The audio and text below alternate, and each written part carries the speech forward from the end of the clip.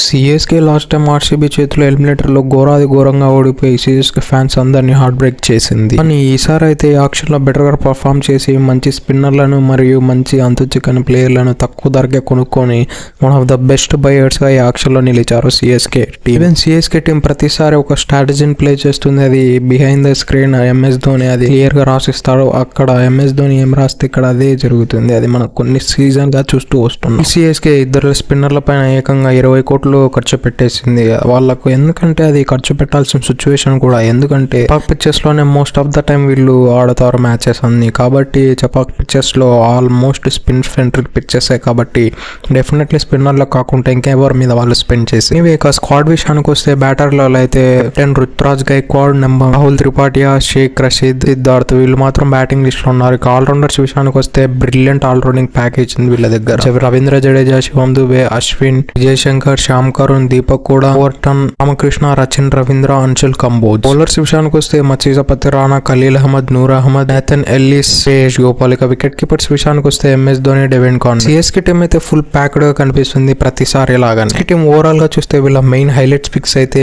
రవిచంద్రన్, అశ్విన్ మరియు నూర్ అహ్మద్ వీళ్ళిద్దరి కోసం అయితే హార్ట్ నిచ్చి పడేశారు వీళ్ళిద్దరి కోసం. ఎందుకంటే సిఎస్కే తప్పితే వేరే ఎవరే కానీ అశ్విన్ కోట్లు పెట్టి కొనుక్కోలేరు. ఎందుకంటే సిఎస్కే మరియు లక్నో కూడా ట్రై చేసి ఉండొచ్చేమో కానీ ఎందుకంటే ఈ రెండు పిచ్చెస్ లోనే ఎక్కువ స్పిన్ ఆఫర్ చేసేది. వెరాజ్ నూర్ అహ్మద్ విషయానికి వస్తే అతడు కేవలం యంగ్స్టార్ మాత్రమే. తన స్కిల్ కూడా హై లెవెల్లో ఉంది కానీ తన ఎక్స్పీరియన్స్ లేదు. వెరాజ్ సిఎస్కే విషయానికి వస్తే సిఎస్కే ప్లేయర్స్ ఓన్లీ ఎక్స్పీరియన్స్ ని చాలా బేస్ చేసుకుంటూ ఉంటారు. కేవలం తక్కువ మంది ప్లేయర్స్ మాత్రమే సిఎస్కే లో చూస్తూ వస్తుంటాం. లైక్ రుతురాజ్ గైక్వాడ్ అందులో ఒకరు. సిఎస్కే లో అయితే హైలైట్ గా నిలిచే డ్యూ ఏదన్నా ఉందంటే రవీంద్ర జడేజా మరియు రవిచంద్రన్ అశ్విన్ ఇద్దరి బౌలింగ్ అయితే హైలైట్ గా నిలిచే అవకాశాలు 200% కనిపిస్తున్నాయి. సిఎస్కే చాలా నైస్ పిక్స్ చేసింది. లైక్ నేథన్ ఎల్లిస్ అనేవాడు చాలా ఇంపార్టెంట్. అతడు బౌలింగ్ చూసుకున్నట్లయితే 50% ఆఫ్ ద బాల్స్ అతడు స్లోర్ వన్స్ చేస్తాడు. ఈ మిక్సప్ అనేది సిఎస్కే టీంకు చాలా బ్యాడ్లీ కావాలి. ఎందుకంటే సిఎస్కే పిచ్ అనేది ఫాస్ట్ బౌలర్లకు అంతగా అనుకూలించదు. ఎవరైతే స్లోర్ వన్స్ మరియు పేస్ని మిక్సప్ చేస్తారో వాళ్ళకు మాత్రమే సిఎస్కే పిచ్ అనుకూలిస్తుంది. కాబట్టి డెఫినెట్లీ నేథన్ ఎల్లిస్కు చాలా మంచి ప్రైజ్ ఇచ్చి కొనుగోలు చేశారు.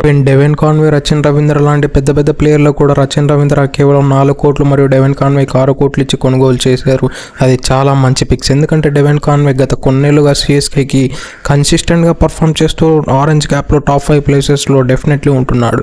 ఈవెన్ రచిన్ రవీంద్ర విషయానికి వస్తే లాస్ట్ గా ఇండియా టూర్ చేసినప్పుడు రచిన్ రవీంద్ర అయితే మన స్పిన్ పిచ్చెస్ పైన అద్భుతంగా ఆడాడు. అలానే 100s 2 కొట్టాడు. కాబట్టి రచిన్ రవీంద్ర కూడా 4 కోట్లు దొరకడం అంటే అది చాలా సర్ప్రైజింగ్. ఎన్ని పక్కన పెడితే వన్ డౌన్ లో రాహుల్ త్రిపాఠి ఇది మాత్రం బ్రిలియంట్ పిక్ అని చెప్పుకోవచ్చు. త్రిపాఠి మన ఇండియన్ బ్యాటర్ కావడం మరియు అతడు వన్ డౌన్ లో స్పిన్ అతడంతా ఆడినంత బాగా ఎవరే కానీ ఆడరు ఈ సిచ్యువేషన్స్ లో. ఈ జమానా ఆఫ్ ద క్రికెట్ లో అయితే డెఫినెట్లీ అతడంత బాగా వన్ డౌన్ లో స్పిన్ నెగోషియేట్ చేసే ప్లేయర్ అయితే అసలే లేరు. సీజన్ ఎస్ఆర్ఎస్ కు చూసినట్లయితే అతడు ప్రతి మ్యాచ్ అయితే స్పిన్ ని ఈజీగా నెగోషియేట్ చేసి అద్భుతమైన రన్స్ స్కోర్ చేసి సిఎస్కే మేనేజ్మెంట్ అతడి పైన నమ్మకం చూపించి కేవలం 3 కోట్లకు మాత్రమే కొనుగోలు చేసింది. One of the best pick అనేది కూడా చెప్పుకోవచ్చు. సిఎస్కే ప్రాబబుల్ ప్లేయింగ్ 11 విషయానికి వస్తే ఓపెనింగ్ రుతురాజ్ గైక్వాడ్ మరియు డెవిన్ కాన్వే చేస్తారు. వన్ డౌన్ లో రాహుల్ త్రిపాఠియా, నెంబర్ 4 లో Shivam Dube, number 5 Ravindra Jadeja, number 6 Shyam Karun, number 7 MSD, number 8 Ravichandran Ashwin, number 9 Noor Ahmad, number 10 మచీజపతి రాణా, నెంబర్ 11 ఖలీల్ అహ్మద్తో బరిలో దిగే అవకాశాలు చాలా ఎక్కువగా ఉన్నాయి. వీళ్ళ ఇంపాక్ట్ ప్లేయర్ విషయానికి వస్తే ఇద్దరినైతే డెఫినెట్లీ వాడుకుంటారు. అందులో దీపక్ కూడా మరియు విజయ్ శంకర్ని అయితే గట్టిగా వాడుకునే అవకాశాలు ఉన్నాయి. ఈ లెవెల్లో ఒక లూప్ హోల్ కనపడేది ఏమిటంటే వరుసగా 4 నుంచి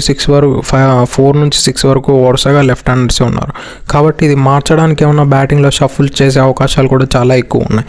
ఎందుకంటే ఆ డౌన్ ఆర్డర్ ఒక మంచి ఆఫ్ స్పిన్నర్ వచ్చి వికెట్లు కూడా పడగొట్టాడు అంటే ముగ్గురు కుప్ప కూలిపోతారు. దట్స్ వై ఎంఎస్డి ఏమైనా 6th ఆర్ నెంబర్ 5 లో వచ్చి శ్యామ్ కరుణ్ లేదంటే రవీంద్ర జడేజా కింద రావడానికి చాలా ఎక్కువగా ఉన్నాయి. లేదంటే అశ్విన్ అయినా మంచి క్యాపబుల్ ప్లేయర్. అతడు కొన్నేళ్ళుగా ప్రూవ్ చేసుకుంటాడు. ఈవెన్ రీసెంట్ గా జరిగిన తమిళనాడు లీగ్ లో అయితే అతడు అద్భుతంగా ఓపెనింగ్ వచ్చి అద్భుతంగా స్కోర్ రన్స్ కొట్టాడు. అతడు హైయెస్ట్ స్ట్రైక్ రేట్ ని కూడా మెయింటైన్ చేయగలిగాడు రీసెంట్ గా తమిళనాడు లీగ్ లో. కాబట్టి Ravichandran Ashwin up the order like number 5 number 6 లో పంపించే అవకాశాలు చాలా ఎక్కువగా ఉన్నాయి. ఇలా అయితే వాళ్ళ బ్రాండ్ వాల్యూ పడిపోయే అవకాశాలు కూడా చాలా ఎక్కువగా ఉన్నాయి. ఎందుకంటే ఎంఎస్డి వల్లనే వాళ్ళ బ్రాండ్ వాల్యూ మొత్తం టాప్లో ఉంది. కాబట్టి ఎంఎస్డి కూడా ఆడకుంటే డెఫినెట్లీ వాళ్ళ ఫ్యాన్స్ హర్ట్ అవుతారు. ఎంతలా అంటే లాస్ట్ సీజన్లో మనం చాలా బాగా చూసాం. Ravindra Jadeja are Moeen Ali లాస్ట్లో వచ్చి బ్యాటింగ్ చేస్తుంటే వాళ్ళని బూ చేయడం స్టార్ట్ చేశారు. కాబట్టి డెఫినెట్లీ ఎంఎస్డి అనేవాడు లాస్ట్ 1 or 2 ఓవర్స్ ఆడితే కానీ బాగుంటుంది. దీని గురించి కూడా సిఎస్కే మేనేజ్మెంట్ చాలా ప్లాన్స్ చేసి ఇది కూడా వర్కౌట్ చేసే అవకాశాలు చాలా ఎక్కువగా ఉన్నాయి. లేదంటే ఎంఎస్డిని నెంబర్ 5 పంపించి ఏదో ఒకలాగా చేసి ఎంఎస్డిని అయితే డెఫినెట్లీ లాస్ట్ 2 ఓవర్లు ఆడించే అవకాశాలు చాలా ఎక్కువగా ఉన్నాయి. లేదంటే వాళ్ళ బ్రాండ్ వాల్యూ ఇమెన్స్లీ పడిపోయే అవకాశాలు కూడా ఉన్నాయి. That's it for today. ఇలాంటి మరిన్ని వీడియో కోసం మన ఛానల్ సబ్స్క్రైబ్ చేసి నెక్స్ట్ ఏ వీడియో అనాలిసిస్ చేయాలో కింద కామెంట్లో తెలియజేయండి. That's it for today. Have a nice day.